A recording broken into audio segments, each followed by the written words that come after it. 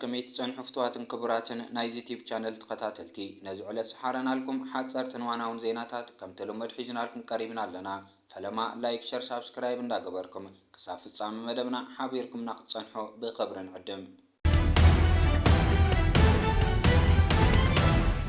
ኤርትራ استراتيجيكاዊት ምርጫ ዓበይቲ ሃገራት ዓለምና ኮይና ትርከባላ አለማ ዓበይቲ ሓያላን ዓለምና ሰግዕን ከነጽራ ንዓይን ዓይባሃላ ኣለዋ ኣሜሪካ ዓብላልነታን ምቕጻል ነተን ካብ ቁጥጥረይ ወጻኢ ኸዳለዋ ዝበለተን ሃገራት ሰፍ ዘይብል ታሪፍ ብምስላዕ ኣብ ትሕቲ እግራ ከተስግደን ትጽዕረላ ነተን መሓዝተይ ትብለን ሃገራት እውን ናታ ሰዓብቲ ኮይነን ክቕጽላ ሓለንግ ታሪፍ ኣይ መሓረንን ዘሎ روسيا بقدعة إن خوينات يوكرين سعبوا زمات تنتظرن إجدان بانتيسان موسى استراتيجيكاويان محازة المركب متكلاو بعزو أبقيسا تركب روسيا زورد أجدان مبدا مسحيالان اتبلن محازة حجرات كتحبرن كلا نا أفريقيا كندت كرب محابون محزنتان متنقر أب حيال سعري تسميدا تركب اتاب عالمنا قال عايز عابي قطابة حنيسا تركب تشاينا ون استراتيجياوين محازوتن مركب كل برتات بمخفات زمدنا أنا مدلدال أب حيال سعر خم تركب إذا تقوى عزو زلا من قدن زقت ما زلو عالماو بدهن بخول مسكريو أبز خنر السعوديبنا أوروبايان حقرات ون نزز معبل زلو عالماو لو تنم بدا بأكوان مالت كمودب نتصل حقرات استراتيجياوين محازوت عمللاي كل سقاتاتن أو فين يركبا إذا استفال لي حيلن قطباوي بقعاتن زلوان حقرات ناب أفريقيا عينن أبز زرق حلو أنت قداسيتن استراتيجياويتن حقر الله بمبال زمدنا مساق مسرتا يدلي اللوا برقص إذا حقر لو ما أخل سحبت عبيت حقرات كوينا تركب إذا حقر دحرنا وحقالسي حيال مصمم نابز خبر بمبقعة نزيقاتاتا حابن كوينا ايا تركب إذا استراتيجياويت حقر مبرق أفريقيا تركب سنغابور نقدمي تتخون حقر إيرترا ايا زنتا ايزر الناس بالحتن تبقيسنا خعا إيرترا بزوان زي استراتيجياويت مرجع عبيت حقرات عالمنا كوينا خمزلنا زردنا ايو نابزر زراتو آتينا مسن ملكتو عبتزلنا يجزي عالمنا تلوت الله زبل مجلسيتات من يبلولن بخمي تلوت الله زبل حتتات نقول نقريفنا كابكند حمرتنا يجزي تنتانو خوينو كابكند حمرتنا يجزي تنتانو خوينو أزانا خابز خوركح كند إوانات حليف الله إرترا كم حانت قداسيتن استراتيجيكاويتن حيلي نسلامن صمدن أبقرنا أفريقيا دبخيل الله زبل مجلسيتات ولا بتن أمس لإرترا توديبن بروئي كسرحات صنها معخنات زينان معخل مرمرن كدقاق من عزبال لنا عقراو محزنتات عركنتن حقرات بخونتات أبز فتاتن اللو مس حقرات سالسي عالم زقبر صمدتات دما حدش عقباب أبز تلبلو مس إرترات صمد مقبار حلم بزحات كوينن رخبو أبتو بخل شنخاتو بسنك زي مهلاو ومنن إزلاق متكلاتن صمدو زفرس اللو زواقرنا أفريقا بوتا إرترا ناب درجة زي تتكا من قدي زوسد ولو حيلتاتون بركي تميركبو مباركس إرترا لو من زفلتان نزقوان امسيا مقوت بوزح قدي كقبرلو عين صبن ملؤ سئلنا يتمسرح كلو أنانت دا أخوينو إرترا خابيت بقيسان عبي كبتي حالان بأنصار دحسساو قمقام كنقبر أقداس إيو مزاقبت تاريخ كم زنت سرو عب تاريخ دك أسب مسمع باين مسفحفحان استفالالي عالماو سرعتات ببقوان استرأي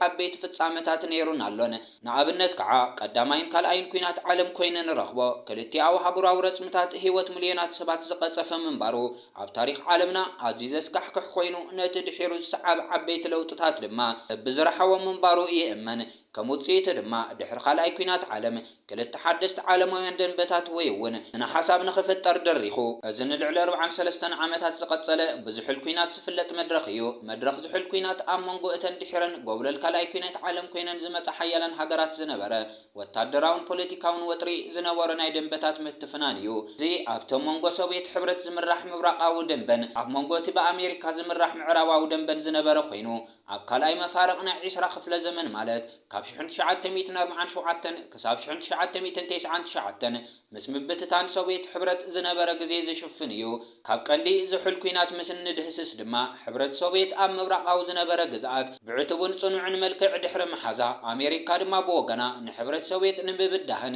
نعلم نموقت صارن زنبرة استراتيجية أبقبر نمو عال بزحايل تسرحل زنبرة مدرخ زحل كوينات أمريكا نتنتين دساوي سن حساب زقاو ما زنبرة حقرات معراب فاينانساون وتادراون دقفات بمقبار أبقزين زنبرن وتادراو عقمن كتعبن كتسفحن كلا ከም ውጽኢት ድማ እቲ ብኺዳን ሰሜን ኣትላንቲክ ወይ ከዓ ኔቶ ዝፍለጥ እልፍንቲ ኣቆመቶ ብሰንኪ ሕብረት ሶቪየትን ኣሜሪካን ኣብ ላቲን ኣሜሪካን ከምኡውን ካብ ልዕሊ ኣብ ምዕራባውያን መግዛእቲ ሓራወፅያን ዝነበረ ሃገራት ኣፍሪካን ኤሽያን ዝነበረን ጽልዋ ኣብ ምስፍሕፋሕ እውን ከቢድ ጻዕርታት ዘርእየትሉ መድረኽ እዩ ነይሩ። እምበኣር ናይ ታሪክ ኣጋጣሚ ኮይኑ ደሳዊ ሕብረት ሶቪየት ጽልኡ እናንቆልቆለን ዝነበረ ናይ ምቁጽጻር ዓቕሚ እናጠፍአን ምስ በጸ ኣብ 1991 ሙሉእ ብሙሉእ ወደቐ። ኣብ መንጎልያ፣ ካምቦድያ፣ ደቡብ የመን ዝነበረ ደሳዊ ሰልፍታት እውን ብተመሳሳሊ ወደቐ። ስለዝኾነ ኣሜሪካ ብዓለም እታ አንኮር ርእሲ ሓያላን ሃገራት ምዃና ታሪክ ተወዲኡ እናበለት ብወግዕ ኣወጀት።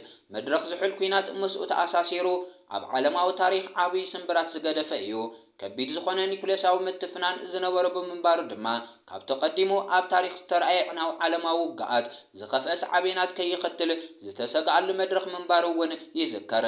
ድሕሪ እዚ ዝተጠቐሰ ዓበይቲ ምዕባለታት ነተቐዲሙ ተኸሲቱ ዝነበረ ክልተ ቁፅራዊ ስርዓት ብምኽታም ኣብ እንኮ ቁጠባዊ ስርዓት ክሰጋገር እንከሎ እቲ ሕጂ ዘለናይ ዓለማዊ ኩነታት እምበኣር ብድሕሪ 1991 ዝቆመ ብዓብላልነት ኣሜሪካ ዝእለ እንኮ ቁፅራዊ ዓለማዊ ስርዓት እዩ። ምስ ሓድሽ ኣገባብ ምዝመዛ ርእሰ ማልነት በይነ ዕብለላ ከረጋግጽ ኩሉ መዳያ ወጽዋራት ተዋዲድ ኣሎ። በዚ መሰረት እቲ ዝነበረ ቁጠባዊ ሓይሊ ካብ ግዜ ናብ ግዜ ካብተን ኣብ ምምዕባል ዝነበረ ሃገራት ዝተረኣየሉ መድረክ ክኽሰት ጀመረ። በኣንጻሩ ነዘብ 1990 ኣብ መድያት ቴክኖሎጂያዊ፣ ፋይናንሳዊ፣ ወታደራዊ፣ ስነ ፍልጠታውን ባህላውን ጸፍሕታት ዝንጸባረቕ ዝነበረ ምጉልባት ዝፈታተን ዝነበረ ቡድሆታት እውን ኣብ ግዜኡ ብብዙሓት ሃገራት ይበጋገስ ነይሩ እዩ። እዚ እናኾነ ግን ኣሜሪካ ብስውርን ብጉህድን መንገዲ ነቲ ዓለም ናይ ምግባስ ስትራቴጂኣ ንምዕዋት ካብ ስራሕ ደው ኣይበለትን። ብፍላይ ድሕሪ 2001 ንሃገራዊ ሕግታትን መሰል ላዕላውነት ሃገራትን ሙሉእ ብሙሉእ ምጥሓስ ናተይላ ክትተሓዝ ጀመረት። ከምቲ ኣብ 1991 ዝተፈላለዩ ምዕራባውያን ፖለቲከኛታት ዝበልዎ ድማ ታሪክ ተወዲኡ ስነ ሓሳብ ማሕበርነት ኣብቂዑ ደጊም ሊበራዊ ዲሞክራሲ ከም ፖለቲካዊ ስርዓት ንርእሰ ማልነት ድማ ከም ቁጠባዊ ስርዓት ዝስዕር የልቦን ዝብል ዝኾነ ኣሜሪካ ንሳ ትኽተሎ ሓሳብ ይንዋሕ ይሕፀር ኣብ ዓለማዊ ስርዓት ዘለዋ ላዕለዋይ ቦታ ምስ ግዜ እናተዳኸመ ከም ዝመፀ ዝኣመተ ምንባሩ እዩ። ገና ካብ 1990ታት ጀሚሩ ኣሜሪካ ክህልዋ ዝኽእል ጽልዋን ዕብለላን ምስ ግዜ እናተዳኸመ ከም ዝመጽእ ብኣንጻሩ ድማ ሚዛን ሓይሊ ናብ ብዙሕ ቀጽርታት ከም ዝዛዙ ዝገልጽ ዝተፈላለዩ ፖለቲካዊ ትንታነትን ትንቢታትን እውን ነይሩ እዩ። ደቀሰ ድራጎናይት ትስእ ከም ዝበሃል ድማ ተጻብኦ ኣሜሪካ ኣብ ብዙሓት ሃገራት ምኽንያት ምዕባለ ኮይኑስ ብዙሓት ሃገራት ከዓ ነቲ ናይ ምውዳር ደረጃ በፂሕንኦ ንረኽበን።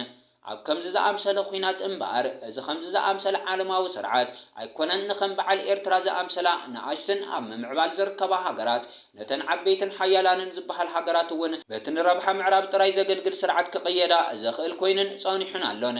ኤርትራ ኣብዚ ግዙፍ ዓለማዊ መቃን ዘለዋ ድሕሪ ባይታን ጽልዋን ምርኣይ ኣዝየ ገዳስን እዋናውን ዛዕባ ስለ ዝኾነ ምምልካቱ ክስገር ዘይግብኦ ክውንነት እዩ። ቃልሲ ኤርትራ ቃልሲ ቀጻልነት ጥራይ ኣይነበረን። ቃልሲ አንጻር ብኩሉ ወገን ዓርሞሸሽ ክበሃል ዝከኣል ሓይልታት ዓብለልቲ ገባትን እዩ ነይሩ። ኤርትራ ናጽነት ዝግባእ እኳ እንተኾነ ስትራቴጂካዊ ረብሓ ኣሜሪካ ግን ኣብ ትሕቲ ኢትዮጵያ ፌዴሬሽን ክትቁረን ዝብል ትሕዝቶ ዝነበሮ መደረ ጆን ፎን ኣስተር ዳላስ ምግባት ምዝራግ ዝሕምረቱ ገባቲ መንፈስ እቲ እኳ ህዝቢ ኤርትራ ብክልቲኡ ደንበታት ታሪኻውያን በደል ንኽብደልን በብዝረሓዎ ብዘይካ ቃልሲ ብኻሊእ ዝምከት ኣይነበረን። ኤርትራ ዘለዋ ጂኦፖለቲካዊ ገዳስነትን ሰብኣዊ ዓቕባን ናይ ምርባሕ ጸጋን ኣብ ግምት ብምእታው ነፃ ኮይና ክትቅጽል ንረብሓቲ ክሳዕ ሕዚ እዋን ዝተረኣየን ዘሎን ዓለማዊ ስርዓት ብፍጹም ትረብሕ ኣይነበረትን ኣይኮነትን ድማ። እቲ ምኽንያት ብርእሰ ምርኮዛ ዝቕለስን ልዑል ናይ ስራሕ ምትግባር ዲስፕሊን ዓቕምን ዘለዎ ህዝቢ እትውንን ኤርትራ ዝኾነ ዕድል እንተተዋሂብዋ ንኻልኦት ኣብነት ክኸውን ዝኽእል ካብ ተሞርካስነት ነፃ ዝኾነ ቁጠባ ክትሃንጽ ከም እትኽእል እዚ ድማ ኣብ ብዝበዛ ባህርያዊ ሃብቲ ድኻታት ሃገራት ዝተመርኮሰ ቁጠባ ቀለስቲ ዓለማዊ ስርዓታት ብፍጹም ስለ ዘየርብሕ እዩ። ኤርትራ ካብ መግዛእታዊ ታሪክ ጀሚራ ዘጥረየቶ ተመኩሮን ንቕሓትን ዓለማዊ ስርዓታት ብቐሊሉ ንኸይትንበርከኽን ብዓቕማ ፍትሓዊ ብዙሕ ቀጽራዊ ዓለማዊ ስርዓት ንኸይትውደን ሰሪሓን ትሰርሕን ኣላን። ኣብዚ ግዜ ዝረአ ዘሎ ቁልጡፍ ዝበሃል ምዕባለታት ብዝተፈላለየ መጠን ክረአ ዝከኣል እኳ እንተኾነ ተራ ኤርትራ ኣብ ምውዳን ሓድሽ ዓለማዊ ስርዓት ግን ዓብዪ ፍልጦ ዝረኸበ ይመስል። ብመንጽር ዘባውን ክፍሊ ዓለማውን ዝረአ ዘሎ ንመሰልካን ፍትሓውነትካን ብርእሰ ተኣማንነት ናይ ምዝራብን ናይ ምዕያይን ተግባር ኤርትራ ብብዙሕ መዳይ ካብ ዝጸለወቶ ምዃኑ ብዙሓት ተንተንቲ ይዛረቡ። ኤርትራ ኣብዚ ናይ ስግግር መጠን ከም ድምፂ ውፅዓት ህዝብታት ጥራይ ዘይኮነት ፍጠር በዝሒ ቀጽራዊ ዓለማዊ ስርዓት ክህልዋ ዘለዋ መሰረታትን ቅርጽ ቅርጽን ኣብ ምውዳብ ኣብ ልዑል ተራ ኣብ ምጽዋት ከም እትርከብ ብዙሓት ክኢላታት የርድኡ። ሎሚ ኤርትራ ማእኸል ዝገበረ ትንታነታት እንታይ ይዳለሎ እንተልና ድማ ኤርትራ ጂኦግራፋውን ስትራቴጂካውን ንዘኽበራላ ሃገራት እያ።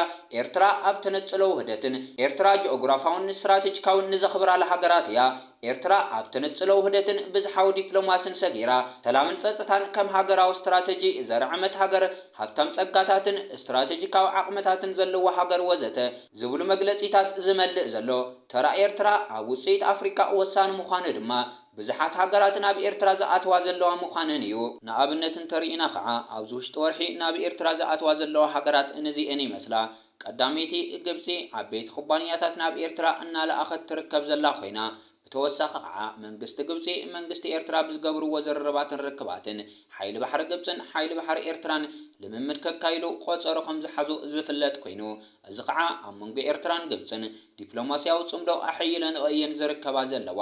እታ ካልአይቲ ሃገር ድማ ስዑድ ዓረብ ኮይና ዝተፈላለያ ጸብጻባት ኣብዚ ሰሙን ዝወፅእ ዘለው ከም ዘመላኸትዎ ስዑድ ዓረብ ናብ ዓሰብ ወሲና ከም ዝኣተወትን ልዕሊ 10 ቢልዮን ዶላር ከም ዝበጀተቱልን ይግለጽ ኣሎ።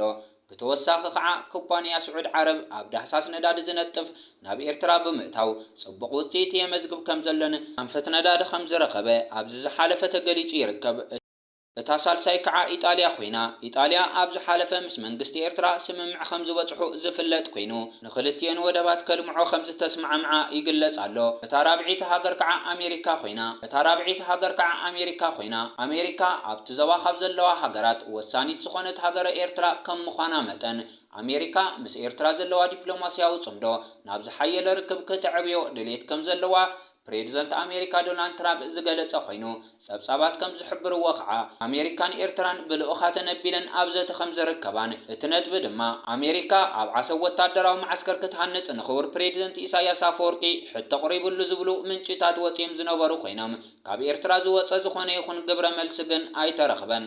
ምሕዝነት እዘን ሃገራት ፖለቲካዊ ዝርርብን ቁጠባዊ ምልውዋጥን ያታዊ ሰብኣዊ ትምህርታዊ ሓዊስካ ኩሉ ባህራዊ ጸፍሕታት ዝሽፍን እዩ። ንሕና ነዊሕ ዝኾነ ዝምድና ብደረጃ ሃገርን ውልቀ ሰባትን ኣለና። እዚ ድማ ዝድነቕ ኮይኑ እዩ ዝርከብ። ዝምድና ኤርትራን ሩስያን ብልዑል ዝድነቕ እዩ። ሚኒስተር ጉዳያት ወጻኢ ሩስያ ዝምድና ኤርትራን ሩስያን ኩለንተናና ርክባት ንምዕባይ ጽቡቕ ዕድል እዩ። ስትራቴጂካዊ ርክባት ኤርትራን ቻይናን ናብ ሓድሽ ደረጃ ክንዕብየ ኢና። ፕሬዚደንት ህዝባዊት ሪፐብሊክ ቻይና ሺጂፒንግ እዚ እንታይ እዩ ዘርእየና ዝብል ሕቶ እንተበጊስና ኤርትራ ኣብዚ እዋን ኣዝያ ስትራቴጂካዊት ምርጫ ኮይና ከም ዘላ ዘርድአና ኮይኑ እዩ ዝርከብ። እንታይ ኣታ specific ናይዚያ ዓዲ so then I go to the Singapore ክትሆኑ ይኹም ስለ ዝብሉና ድማ ኦኬይ ከመም ክንኸውን ተኮይና ለሚጎሲ እንታይ ከም ዘለዎም ክንሪኦም ኢለይ we're talking about Valley, right? So kidna, imagine na a small country in Diamzuluna. The whole of Singapore is just a little bit bigger Kap Dahlak Island nahna. Okay, Absalohum Hazwa. It's the size of Dahlak Island. But Kande population are lower. 6 million. 6 million people up to Hanti Island so much. So, Kab Hanti Corner Naita Island, Naptada, Kosuna, the Hanti Ministry of there, takes 45 minutes, Bumul Tata Singapore Trawa. 45 minutes, Militata Aditri Aya. So, okay, entire Loam Zium Savat. One, very efficient, almost super efficient honor. Management naita adilo.